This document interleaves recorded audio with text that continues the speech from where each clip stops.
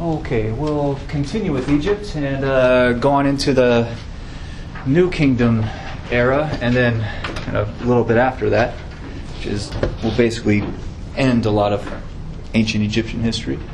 So we left off here last time with the Hyksos taking control of Lower Egypt and the Delta and kind of forcing Upper Egypt into a yearly ransom. And that went on for 150 years, so a long time. But it's still, in overall Egyptian history, is called one of the intermediate periods. Okay. Eventually, the Egyptians, they never liked putting up with this, but as long as the Hyksos have superior technology militarily, then there's not much the Egyptians can really do about that. So the Egyptians come up with a pretty bold but still simple type of idea. Just figure out how they make those weapons and make them yourself, and then you can outnumber them. Because the Egyptian people vastly outnumber the smaller amount of Hyksos invaders. So if they can catch up technologically and use similar kind of battle strategies that the Hyksos used, they can just overwhelm the Hyksos just by force of numbers. And over time, that's basically what they do. Especially coming out of Upper Egypt, the place that wasn't so firmly under control, the Upper Egyptians start building up bronze-outfitted armies. And they train with horse-drawn chariots. And eventually, they launch a kind of revolutionary war against the Hyksos. So they launch basically a counterattack coming out of Upper Egypt, and they attack northward and hit the Hyksos in the Delta, and it turns into a gigantic war that the Egyptians eventually win, just because there's more of them than there are the Hyksos. So the Hyksos are kicked out of Egypt, and Egypt becomes fully independent again. Much of this movement was led by one guy named Mimosa, who was from a wealthy family in Upper Egypt. And so he is declared the next pharaoh over unified Egypt to start this kind of new era in Egyptian history. So Mimosa is often looked at as like a George Washington type figure in ancient Egypt. He led the great uprising militarily to overthrow the oppressors. So you see a lot of buildings and paintings and whatnot of him. So he's one of the more famous Egyptian pharaohs for that reason. And that starts off the so-called New Kingdom, where not just Mimosa, but most later pharaohs for a long time basically figured that they don't ever want to take the risk of allowing a powerful group to be in their neighborhood. So the New Kingdom will launch off and conquer foreign areas. They'll build an empire, basically figuring that we should attack our potential enemies in their homelands and destroy them and control them so that they never attack us. Does that make sense? And it's basically the best defense is a good offense. So they will launch invasions across the Sinai and up into the eastern Mediterranean coastline, even further east toward Babylon, toward old Mesopotamia, and even north of that into the Anatolian Peninsula, and even into Greece in some places. And they'll also launch armies further south to get beyond the mountains to kind of break down any possible power centers amongst the Nubians. So at this point they go imperial. They take colonies. They're conquering foreign areas. Does that make sense? So this becomes a big change in the New Kingdom era. Questions about that at all? Nope. And one of the most famous pharaohs is actually a woman of the earlier phase of the New Kingdom. She becomes pharaoh because she is the daughter of the sitting king. And in Egyptian politics, the monarchy, the royal family, were viewed as like superhumans, basically. They're like connected to the gods. So they didn't want the sons of that family, the heirs to the throne, to marry normal humans. Does that make sense? So they would intermarry within their own families. So she is the daughter of the Pharaoh. And she becomes the wife of the next Pharaoh. So what does that mean? She marries one of her brothers and has children with him. So her son will be the next Pharaoh in line. So, and this is very common throughout Egyptian politics. It's been happening a long time. It's not her husband that needs someone to be a king? Well, her father is a king. Okay. Her brother / husband will be the next king. Okay. And then her son, which is his son, will be the next king. So she's intricately tied into 3 generations here. So did the pharaoh's brain slowly start degenerating? Or They're going to start having physical problems. Oh, what the hell? That's strange.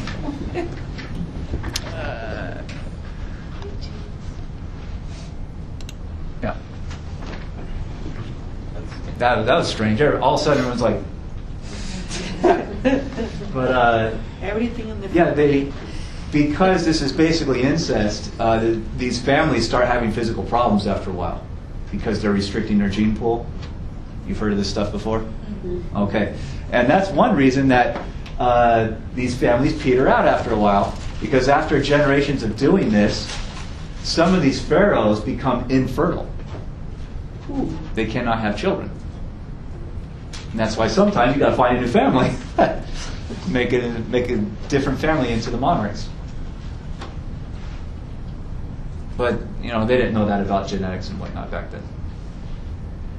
And in the ancient world, really up until about 100 to 200 years ago from our time, a lot of babies died very young. A lot of people would not live past age 4 or 5 because of disease, because of not a great food supply, because of all kinds of reasons. So infant mortality was really, really a high percentage of all babies born. And generally, if you make it past 6 or 8 years old, you'd probably make it into adulthood and live for a while. But a lot of people died extraordinarily young. So it wasn't like this is the only family that's having physical problems and keeping babies alive and keeping heirs to the throne around, or heirs to the family inheritance. It's happening all over the place. So just because it's happening to them, it's not like politicians took a step back and said, well, maybe we have to alter this system of intermarrying within the family. Does that make sense? All right. But her name is Hatshepsut. Because she is daughter of the Pharaoh and the wife of the next Pharaoh, she is highly educated, goes to all the best schools, so learns to read and write and think critically and understands the whole governing process because she's a part of it. She lives in the palace. So she has access to all the resources of the monarchy. And her father eventually died, and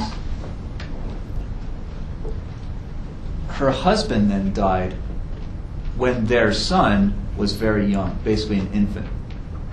Does that make sense? Mm-hmm. So now the king is a child, 6 years old or something. And officially that kid is the king, but nobody wants to allow the king to actually rule the place because he's a little kid. That's not going to work. I mean, the government's going to officially proclaim that everyone eats chocolate for dinner or something like that. I don't know. No one trusts a kid to run the place. So this happens all over the world throughout all of human history and monarchies. When you get this circumstance where a kid is the official king,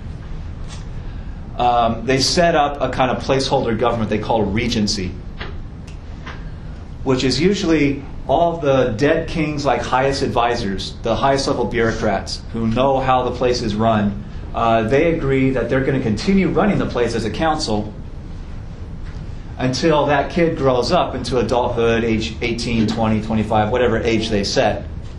And they say, we'll run the place until the kid grows up, and when the kid hits that age, then as an adult, he can now officially start running the government in his own name. Does that make sense?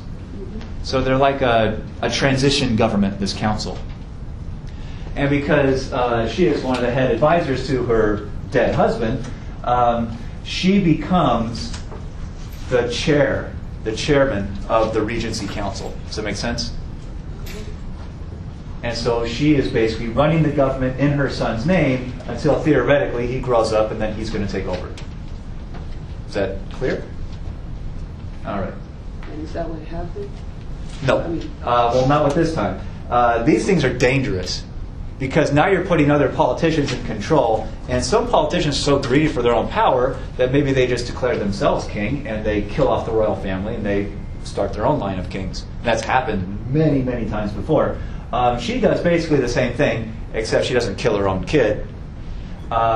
She basically puts the kid in the army from a young age and sends him out to the barracks to grow up out there, away from the capital city, and she eventually proclaims herself Pharaoh for life.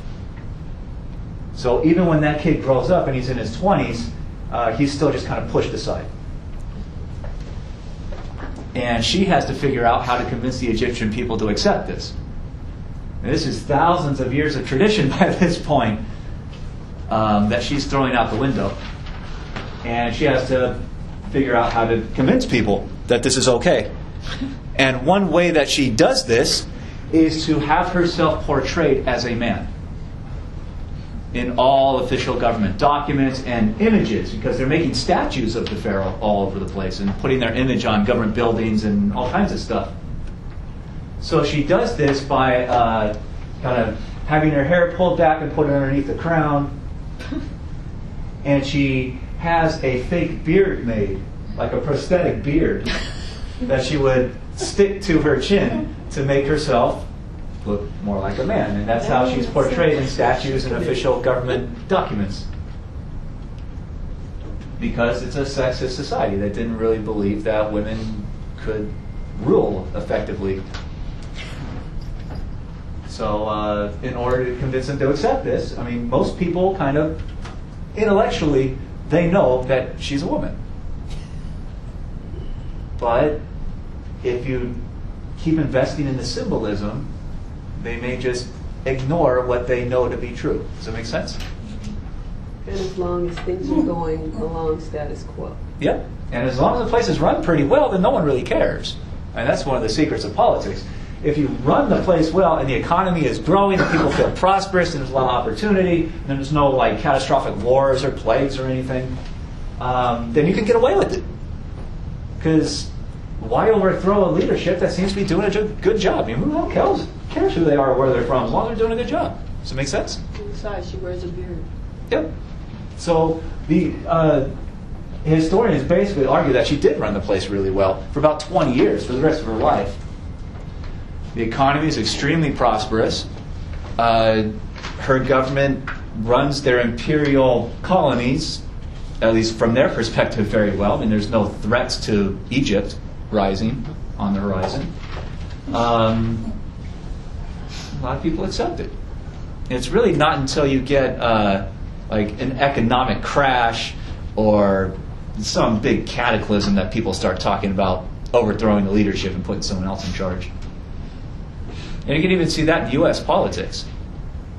And when's the last time we had a president run for re-election and not get re-elected? It's been 25 years. And that was when there was an economic problem. And a lot of people were just so pissed off they voted for someone else. So bad economies or bad wars or something tend to make people mad enough to go for a change in leadership. And when the place seems to be running pretty good, I mean, a lot of people don't even really care who's in charge, as long as it's going well. Or there's a perception that it's going well. Does that make sense? Yeah. And she does run the place pretty well in her time. And she stays on the throne for 20 years until she dies. So she's never overthrown. And she has a giant series, not just one, but many different burial sites that are built. The most famous one is this one here. because it's carved into the side of a mountain, and has almost like in a pyramid type of way, but without the big cost of building a pyramid. They have these kind of levels that you would walk up to get all the way into the tomb, the ceremonial center. And these little blips are people in a modern photograph. So you can see how big these buildings were, and again, they're cut into the side of a mountain. So they're pretty inventive and extensive in their own way. And here is a kind of almost like black and white outline of the floor plan of the whole complex. And each of these little diamonds or squares is a column that is several feet around and like 10 feet tall. So there's many, many, many of them you can see in the whole complex. So it's a feat of engineering to build something like that and to build it into the side of the mountain. Archaeologists today believe that she wasn't buried in this place because you get the old problem with the pyramids. If people know that the pharaoh is buried in there with all the jewels and goodies, then they're going to break in eventually and try to steal it. So we think this one is actually a decoy and that she was buried somewhere else, secretly, to avoid having the problem of grave robbers breaking in and disturbing the pharaoh's rest, or the pharaoh's chance to get into heaven or whatever. And that's why she has so many names. So many what? Burial Yep. places. As decoys. And that, again, shows you how wealthy this government is. They can afford to do this. I mean, it's a massive expenditure. But when she died, finally her son gets to the throne. I think he's about 40 years old or something by this point. So he finally gets to be pharaoh. His name becomes Tutmosis III. And because he grew up in the military, not often by choice, he's a big military-oriented type of guy. He thinks that's the most kind of honorable and important thing that a pharaoh can do is go out and conquer new lands and lead the armies on the battlefield and whatnot. He actually does this 17 different times. So he leads about one invasion per year in the springtime. It's just something he seems to really enjoy doing.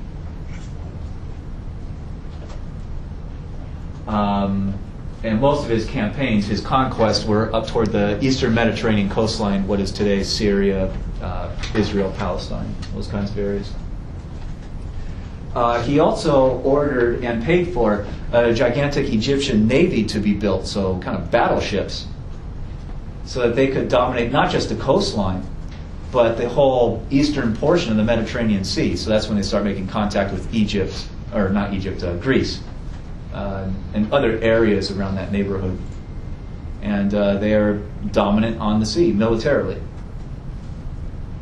which opened up more avenues for trade and prosperity.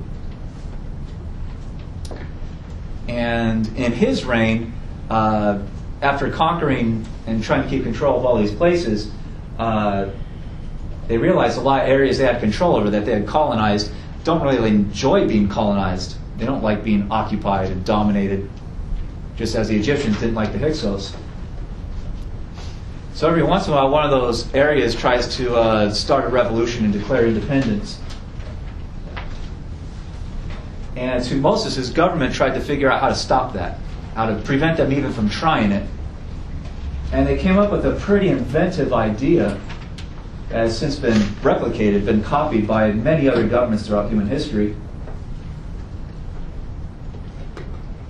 And that is to, you appoint governors from those local areas that you control.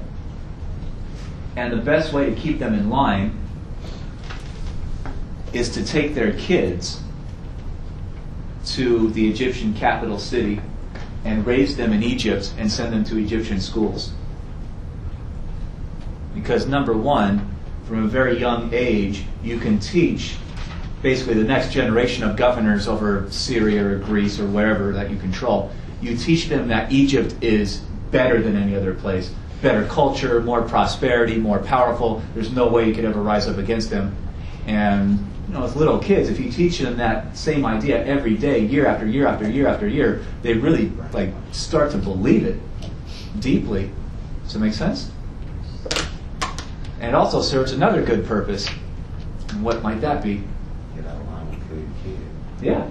If you start a revolution as a leader in Anatolia or wherever, your kids are basically held hostage in the Egyptian cities. So if you start rising up, they'll threaten to just kill your kids. And that tends to convince people to stay nice and calm and quiet. So the kids are also hostages.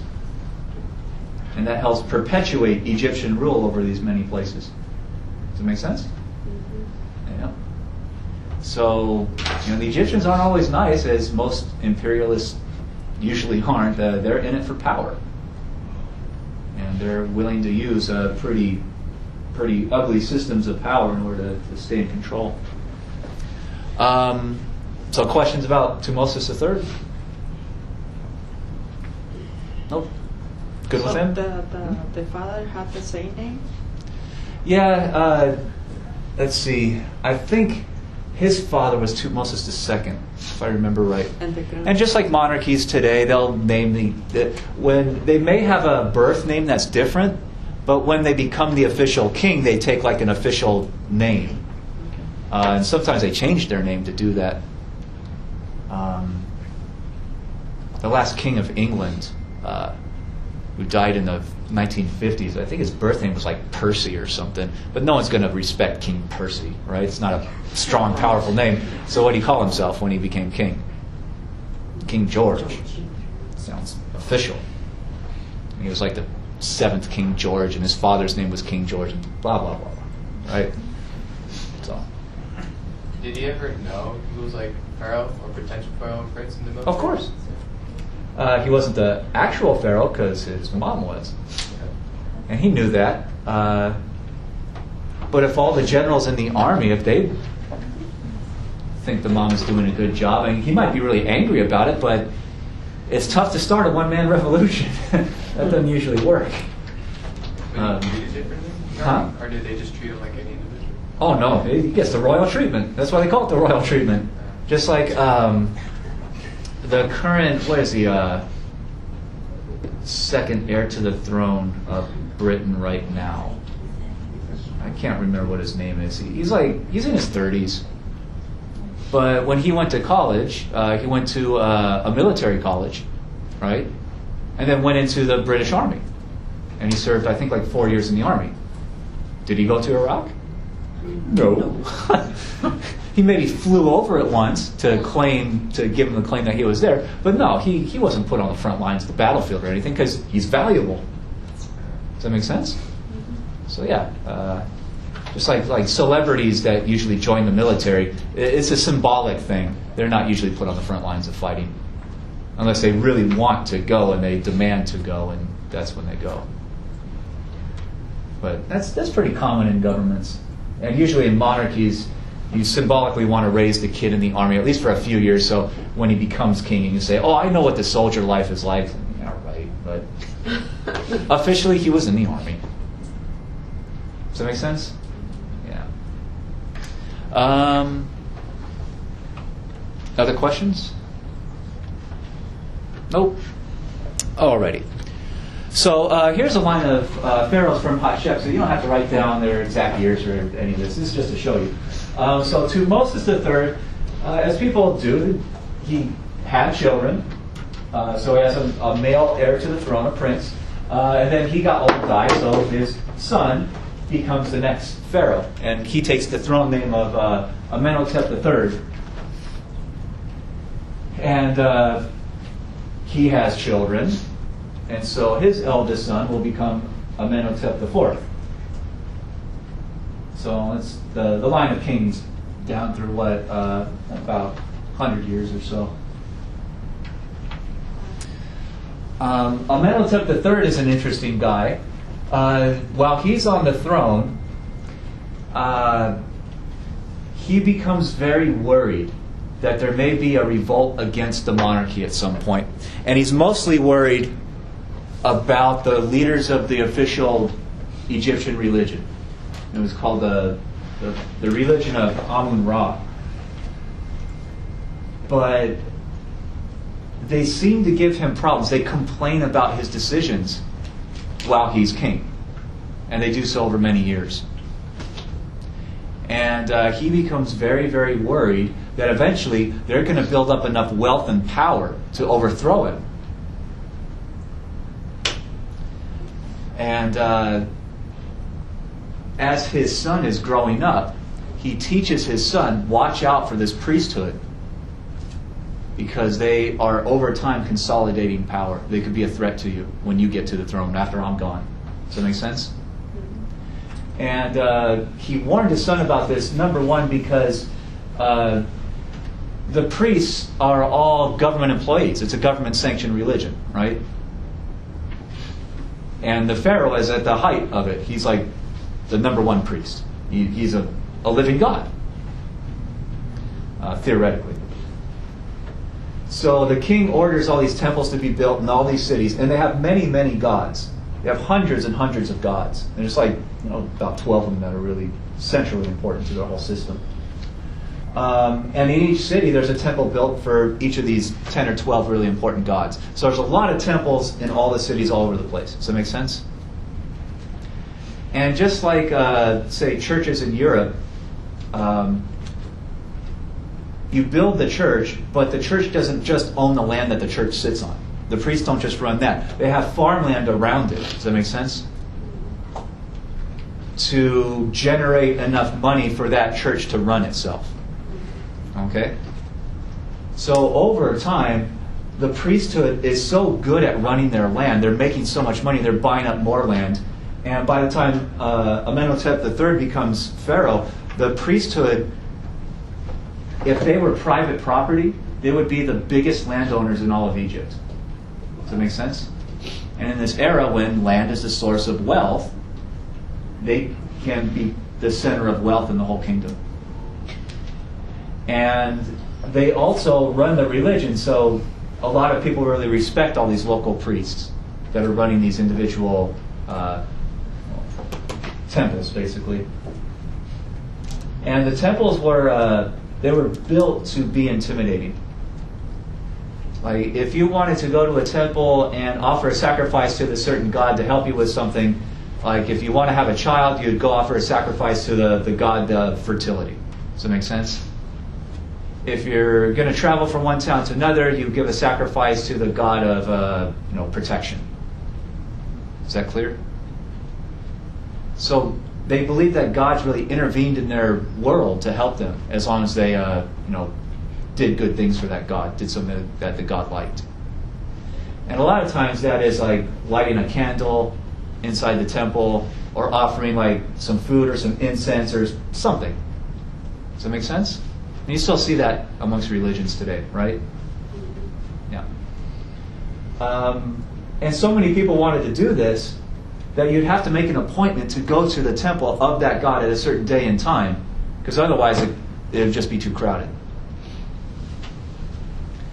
So the system was, you'd make your appointment, and you would show up at that day and time, and you would have your little offering,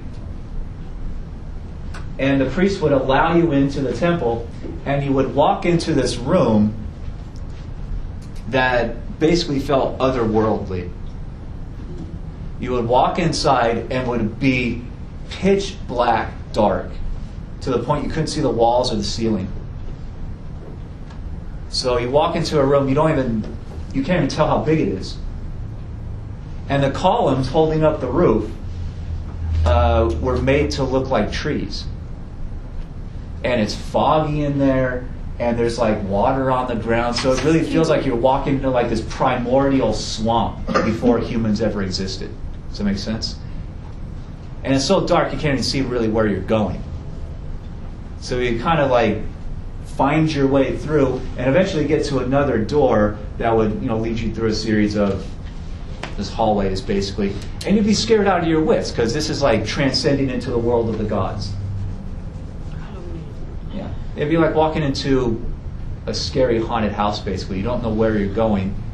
And eventually you get to the final chamber, and you'd enter that, and there would be a big statue of the god, like maybe 30 feet tall, dominating the whole room, looking down on you, and it would be lit with candles. So it'd be hugely intimidating. And you'd be, really, really frightened. And basically, you go and give your little sacrifice and get the hell out of there as fast as you can, because you'd be really scared. Does that make sense? And people are doing this day in and day out.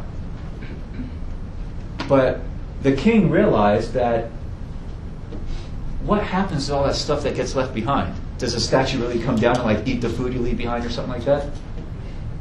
Or does it really take the incense or whatever money or valuables or anything you left? What happens to that stuff? Yeah, the priests come in at the end of every day and they clean it all out for the next wave of people the next day. And eat it. But what do they do with that stuff? They maybe eat it if it's food. If it's rotten, they'll throw it out. But what do they do with the money and the gifts? They keep it. So that's another. It's like money in a bank where people are making deposits to you all day, and you get to keep it because they're not going to come back and try to get it back. Does that make sense? Yeah. So it's another huge source of wealth for the priesthood. And Amenhotep III tells his son, these guys are getting so rich off of this system that they have so much wealth, so much money, that they might use that money to pay a bunch of mercenaries to help overthrow you someday. Question? So they also needed hired people to run their land, Yeah. right? And maybe supported them. Yep. And eventually they might form an alliance with their Yep. workers. Yeah, and these priests, they're stationed in individual towns and cities. So, they go to parties and they talk to the wealthy people, the big landowners of those areas. And if at those parties they start talking about, well, this king's making a lot of mistakes, that discussion could lead into maybe we should rise up at some point and overthrow this monarchy. And when you have several different sources of power coming together in one place and having those discussions, that could be a dangerous thing for government. And that's what this guy, Amenhotep III, is telling his son from a young age, as he's growing up. You got to watch these people, because they could get out of hand. If they get out of control, they could come after you. Does that make sense? So Amenhotep IV, by the time he gets to the throne as an adult, his father dies and he becomes the next pharaoh. He has all this stuff in his mind. And the first year of his reign, he shuts down the priesthood. He closes all the temples. Year one, the guy's right on the throne, only a few weeks, and officially announces all those temples are now closed. The priests are fired. They're not priests anymore. They're unemployed. And the government takes over all the temples officially and all the farmland around the temples. And he's basically doing this because he's afraid of them. He wants to destroy their access to wealth and power. And it's pretty successful. He knocks them out. And in order to justify this Pharaoh says that I'm doing this because that whole religious system is actually a mistake. All that theology, all that stuff we've been worshiping for thousands of years, we kind of screwed it up. So he says, instead of paying attention to those 10 or 12 really important gods in the old system, that was a screwed up message. We're actually supposed to be paying attention to this other God who's been around the whole time, but he's been like a minor leaguer, basically. Not all that important. So people have heard of the sun god, the Aten, but he wasn't one of the central bigwig gods. Does that make sense? This is basically like the Pope within Catholicism. Anything the Pope issues basically is law within the Catholic Church, right? This would be like the Pope coming out with an announcement one day. You know that whole religion we've been following for a couple thousand years based on Jesus? That was a mistake. We weren't supposed to be following Jesus. We were supposed to be following like this other guy, John the Baptist. You've heard of him before. He's a secondary figure in the story. But now we're gonna take all the Catholic religion that is supposed to be that has been focused on Jesus. We're going to transfer it to John the Baptist. Does that make sense? That's what this Pharaoh was doing. And what did the priests think of this? Well, they're scared and they're angry, right? They're angry because now they're unemployed. All their power's been taken from them.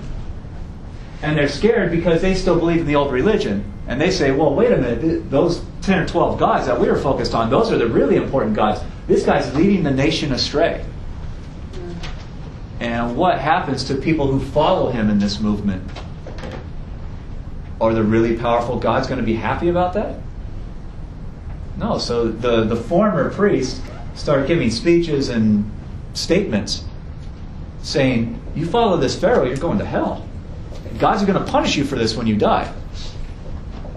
And so a lot of people who want to stick with the old religion, they stick with the priesthood. They can't go to those buildings anymore, but they retain those beliefs. Does that make sense? Just like today, a lot of Catholics, if the Pope came out and said that, a lot of Catholics might say, well, wait a minute. I don't know if I'm willing to follow into this new area. Does that make sense?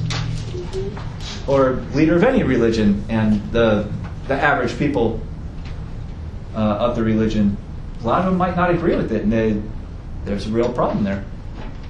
That could lead into a civil war, basically. Does that make sense? Yes. All right. So a question about what this guy's doing at all. And this is year one. This is just the first step. So what happens next? What happens? Does anyone have questions about this before we go on to the next part? Huh? Oh, he has kids, yeah. Okay. And he'll force them into the new religion, basically. His whole family is going to move with him into it. Yeah. He basically retains the idea that the sun god is the most important one, and that the Pharaoh and the Pharaoh's family still can talk to the sun god. They still get text messages from them, the important gods that kind of direct them in how to govern Egypt. Okay. A couple years later, he officially changes his name to reflect the Aten. Right? The last part of his name is now Aten, which means he's a follower of the Aten. So his name is no longer Amenhotep IV because Amun is correlated with, it's connected to the old religion that he's now got rid of. So he changes his official name to Akhenaten. And even takes the government capital city out of where it was because he doesn't trust all these priests and other wealthy, powerful interests in the old capital city. He wants to go to a new city. And the king himself picks out the site of the new city, which he calls Akhetaten, named after the Aten. We think that he picks that place out specifically because it has like a really nice sunrise and a really nice sunset just over the landscape. And the whole religious movement is focused on the sun, so that's a big thing for him. And it is nothing. He goes to that place, and there's no buildings around. It's not even a town. So he has to direct his government to build a whole new city out of scratch. Government buildings, palaces for the royal family, administrative centers, court systems, archives, treasury for the taxes, everything. This is basically like if Washington, D.C., if the new president doesn't like what's going on there, thinks it's too corrupt or too threatening or something, let's pick up and move out to western Nebraska. It's just a bunch of farmland. Suddenly you've got to build all this stuff. Right? Does that make sense? And Washington, D.C. actually used to be a swamp. And they decided to build a capital city on top of it. They had to drain the swamp and build the city. It took a good 20 years. Then it got burned down in the war, and they had to rebuild the damn thing. What an adventure. Yep. And one joke amongst historians is that Washington, D.C. traded malaria, which is a disease common to swamps, traded malaria in order to get politics and got the worst of the deal. It's like, The area would have been better with the swamp. But that's a joke about corruption. So Akhetaten is the ancient name of that city. Today, that area is still a town. It's called Tel El Amarna. Oh, so that's the name now. Yeah. Okay. So depending which textbook or documentary you watch, some will call it Akhetaten, the ancient name, and some will call it today's name, Amarna. So sometimes it's called the Amarna period, but it's Akhenaten's rule, his reign, and his attempt to make a whole new religion and rebuild politics, basically. And also build up a whole new movement, a whole new interpretation of religion, because the new religion, the Aten religion, is basically the exact opposite of the old one. The old one was confined to these temples. It was dark and mysterious and intimidating. You had to make an appointment to go in. It was scary stuff. Whereas the Aten religion is basically the polar opposite, the exact opposite. What do you do to worship the sun? Go outside. Do you have to make an appointment? No. You go outside. There's sun shining. There it is. So it's a religion that really cannot be controlled from the top, because people can do it, they worship it wherever and almost whenever they want, as long as the sun is shining. So it's not housed inside of buildings. The temples for the Aten are basically outdoors, because they want the sun to shine on them, because that's how they worship. So it's basically a whole bunch of seats arranged in like a circle or a kind of semicircle, and you'll have an altar out there. And they'll still do like food sacrifices and whatnot. And you can leave stuff behind for the Aten. And what happens if you leave food out in the sun? Yeah, it rots, it decomposes. And how do you think the audience in this religion, they could sit there and watch it happen? What do you think they believed about that? The God was doing the decomposing. Yeah. You can watch. If you leave a tomato out in the sun, you can watch the God accept pieces of it right in front of your eyes. Like, how cool is that? So it was open, it was public, it was accessible. And the Pharaoh himself went out and participated in these ceremonies. And this is an image that the government had created, probably of the Pharaoh himself with his wife and their children, standing out under the sun and offering offerings to the sun. And the sun shines equally on everybody, right? So it cannot be an elitist religion. Everyone has access. And a lot of times in the Amarna art, you'll see the sun's rays coming down and ending in these little hands, these like open hands that are like giving life. Does that make sense? Is there higher cases of skin cancer or just skin problems? Oh, I don't know. That'd be I'm sure some historian or archaeologist has asked that, but the real question is, how would you be able to prove it one way or the other? So maybe some have like studied some of the mummies that have been left behind for see if there's any evidence of higher proportion of skin cancer by studying the bones or something. I don't know, but interesting question. I just don't know the answer.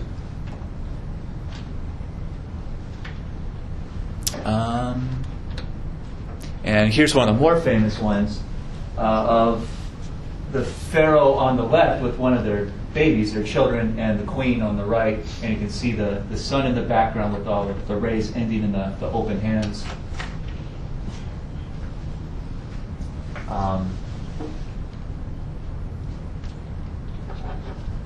What do you think of this image?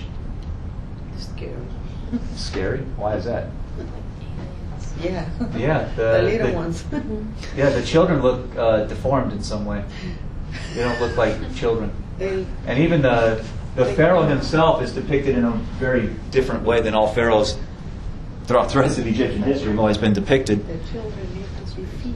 Yeah. It's from the inbred. Most Egyptian pharaohs are depicted like that. Ramses II, like big, strong, buff dude, killing a lot of people.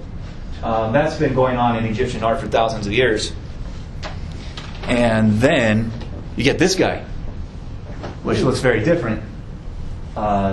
This statue of him is like skinny guy. He has wide hips and kind of an outsized head and face. It's like Goblin. Yeah. So there's a lot of debate amongst historians. Did Akhenaten really look like that? And he's not very physically fit. He's even got a belly. And he's depicted like that consistently throughout his whole reign. Did he really look like that? Is that a kind of life-like image? Or is this, is he pushing his artists to depict him so differently from normal, from tradition, that they're like going way beyond? They're going extreme in their depictions. Maybe they didn't actually look like that, but they made him look skinnier and more feminine than he actually was. Does that make sense? So that debate's been going on for a long time. And when you look at stuff like this, I mean, yeah, the heads of the children and even of some of the others look kind of misshapen. So, we don't really know for sure. Some historians have proposed that he may have had an ailment, a disease, from decades of inbreeding amongst his family. So maybe he had a physical problem. So maybe it is an accurate depiction of him. Who knows? And his kids. But other pieces have been found that depict it. We think this is the queen in very lifelike kinds of ways. And we think this one is a rough draft for another statue. Is the artist, the sculptor, practicing creating her image. But is that the way she looked? Or, again, is this an artist's interpretation? Who knows? And they have since, they believe they have found his mummy, and they have run tests on it, and they think there's a physically kind of altering disease that he may have had. So that may have been real. Another interesting thing about Akhenaten's reign is that he seems to be so obsessed with his religious and political and cultural and artistic revolution that he stopped paying attention to the rest of the empire. He wasn't interested in conquest or control, apparently. And we have many letters coming in from the outlying areas, the colonies, coming back to Akhenaten. And the letters often say things like, "We're in real trouble out here, you need to send 2,000 soldiers." And the interesting thing is, we get the exact same letter being written over and over again over a period sometimes of years. So what do you think that means? He wasn't responding? He wasn't responding. Just like if you send an important email and you get no response, what do? Send it again, until you get some kind of answer. So that indicates to us that he's getting all these messages, but his government isn't responding, and so they're writing more letters trying to get something. And in his reign, we are pretty certain that some of the colonies got overthrown. So those oppressed peoples realized this is a good opportunity to rise up and start a revolution and gain their independence again. And then Akhenaten died at a fairly young age for an adult person. He's only on the throne for, 16 years? Yeah. So he's probably about middle age when he died, whereas most pharaohs tend to grow pretty old before they die. And that has led to all kinds of conspiracy theories about maybe he was assassinated, or maybe he was poisoned, or something. And even more interesting, we don't even know who the inheritor was, who was only around for 2 years. We have no idea, or there's a lot of different guesses, but there's no consensus amongst historians who Smenkhara was. We don't know. We know that that person's name is written into the official list of kings, and that they ruled for 2 years, and then something happened to them. So some historians think that that was his wife, Nefertiti, who took over for him when he died, and stayed in power for 2 years until the next king was old enough to take over. So it could have been a regency leader. Some historians think that this is Akhenaten's, one of his older sons that becomes pharaoh when he died. But there's other theories that this guy could be one of the old priests, one of the conservatives. When Akhenaten died, tried to get into power to undo everything Akhenaten had changed, to set everything back to tradition. Does that make sense? So this could be some kind of civil conflict. But whoever they were, they're only around for 2 years, and you get a much younger king who's only about 4 years old or something when he becomes king. So what the hell does that mean? And then he dies at a very young age, only around 16 or 17 years old. So if Sankara is a regency council leader, when this kid grows up, right to the point where usually they would take over, he suddenly dies of very mysterious circumstances. What does that mean? So there's all kinds of conspiracy books and movies and whatnot trying to figure out what happened in these years. And there's still no consensus amongst historians. They're still arguing about it. Is that King Tut? Yeah. Well, it's popularly called King Tut because no one wants to pronounce his full name. It's too common. But also look at, right, Amun is back in his name, which means he may have been controlled or at least named by the old priesthood to try to bring them back into power. And if he's one of Akhenaten's younger sons, maybe when he gets to be about 16 or 17, he doesn't want to go with the traditional religion. He wants to bring back Akhenaten stuff. So maybe it's back and forth, back and forth. Maybe that's what got him killed. But we know that he died in the 13th year of his reign at around 16, 17 years old, somewhere around there. So he was killed. He died. We don't know if he was killed. Oh, okay. The official government statement about his death is that he basically died in a chariot crash. He got drunk one night, went out and tried to drive his chariot, he crashed and he died. That's the official government statement. They didn't give him a DUI? Well, he's already crashed. What's that going to help? The government said that he crashed his chariot one night and broke his leg, and that got blood poisoning from the broken bone. The marrow got into the bloodstream and that killed him the next day. So he had to be replaced. And one of the head generals becomes the next king after him because he's so young he doesn't have any children. Right? And this throws, especially the tomb makers, into a panic. Because when a 3-year-old becomes king, the tomb makers take a break and say, all right, we don't have to do much for a good 50 years because this guy's going to live for a long-ass time. So there's vacation for a couple decades. Then we'll start planning where we're going to build this tomb. And then they wake up and read the newspaper, holy crap, the king's dead. What are we going to do now? Because this guy's, according to their traditions, he's got to be mummified within like a week or two and buried. And they don't have a building ready to bury him yet. So what do? They go out to this valley where a lot of kings are buried, and they find an open cave. They take the mummified corpse, they throw him in the cave, and they throw a bunch of his stuff in the cave, his like favorite chair and whatnot, and they seal it. And that's it for him.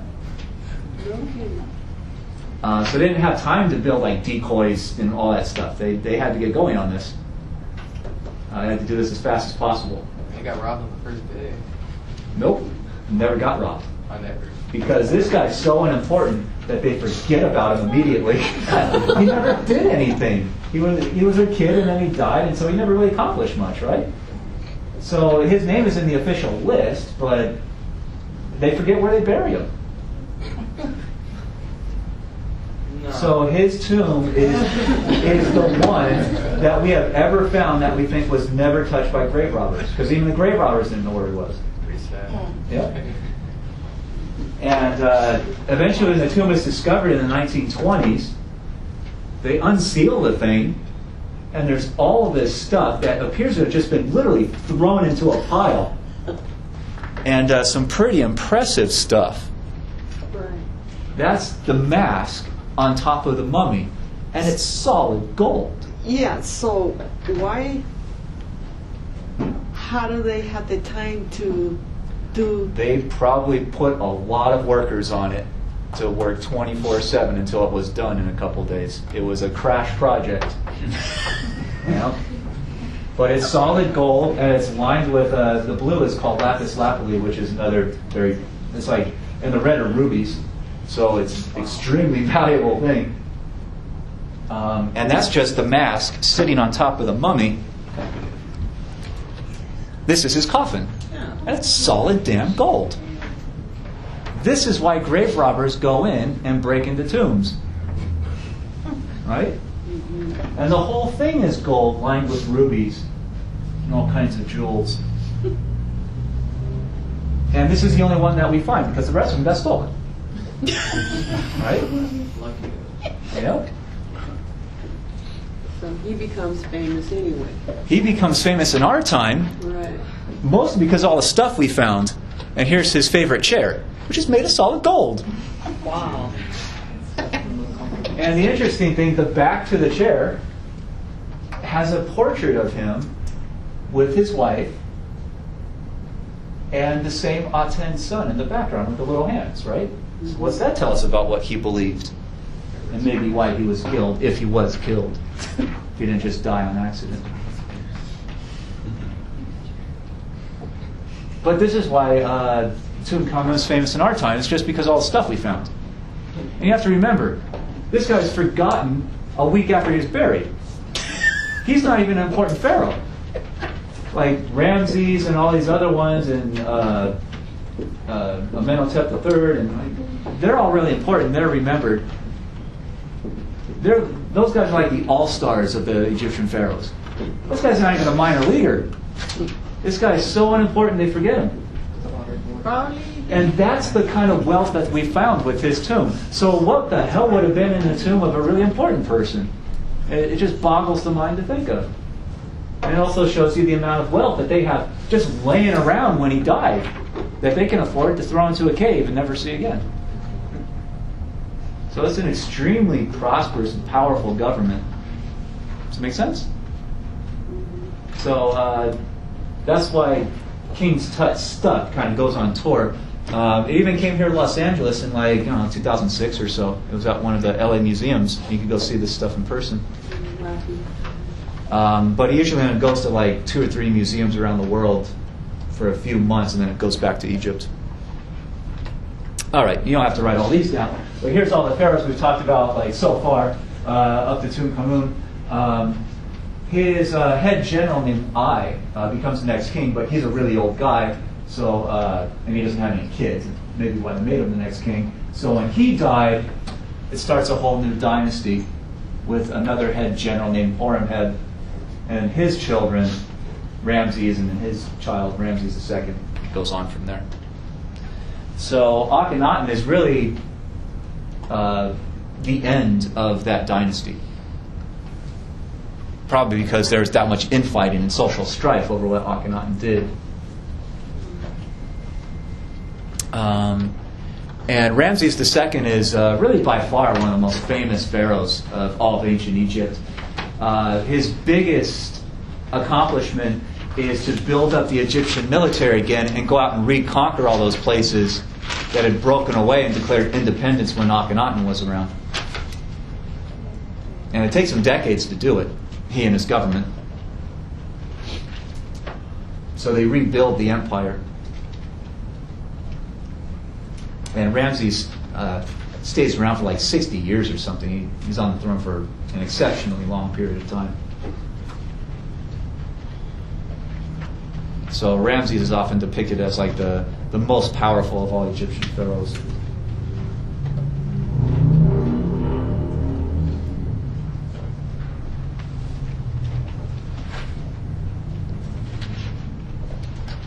And there's a long series of Ramses after him. Basically, each pharaoh is named Ramses for 12 generations or something, for a long time.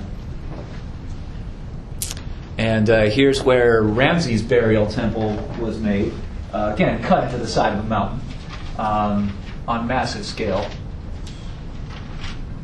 And this is just the entrance. The temple itself is inside the mountain. And to give you an idea of scale, these are people walking up the walkway to get into the entrance, and they're not even as tall as the footstool for the statues. So there's a little door in here that people walk into to get inside. And they dug hallways into the mountain, and lined the hallways with statues of the gods, and sometimes of Ramses himself. And there's even a little bench where Ramses hangs out with the gods. So that's there too. Wow. So again, it's a feat of engineering to build something like this into the mountain and not have it collapse on you. And you have to remember, they're not building this with modern technology with like explosives and cranes and whatnot. I mean, this is picks and shovels and buckets. Yeah. So it's pretty amazing. Chisels. And this is one of the drawings on the side of the wall, carved into the wall, of Ramses probably smiting, killing. Since he's so great, he kills many people at the same time. He holds them all by a hair at the same time, knocks all their heads off. One shot. And again, just like way thousands of years before, the eagle god is handing him weapons. So it's the exact same image from what was it, the Narmer palette. All right, skipping quickly ahead. At the end of the New Kingdom, there's a third intermediate period where basically the central government went into a collapse phase, and you get many different cities, the governors of each city and the powerful families of each city rising up and really proclaiming themselves to be the new pharaoh. And they all do it at the same time. So you get several dynasties, which is basically one dynasty for each city. And for example, the 22nd, 23rd, and 24th dynasties are all in the Delta, all at the same moment. So they're all proclaiming to be the new pharaoh, and they're fighting each other, trying to subdue each other. But no one of them ever gains the upper hand over all the rest. So it's basically civil war. And in the midst of this civil war, a foreign empire from Persia, from way out east of Mesopotamia, rolls through the area and conquers Egypt. So they establish a new foreign occupation. The Persian emperor is now, in the 27th dynasty, the Egyptian pharaoh. The Egyptians don't like that, and they're pissed off about it, and they look for a good opportunity to revolt against the Persians. But really, from here on out, in the ancient world, Egypt is conquered by one outside empire after another for hundreds and hundreds of years. Every once in a while, they'll get their independence back and govern themselves, but it usually doesn't last very long. And outside empires love to attack Egypt because Egypt has such wealth, such prosperity.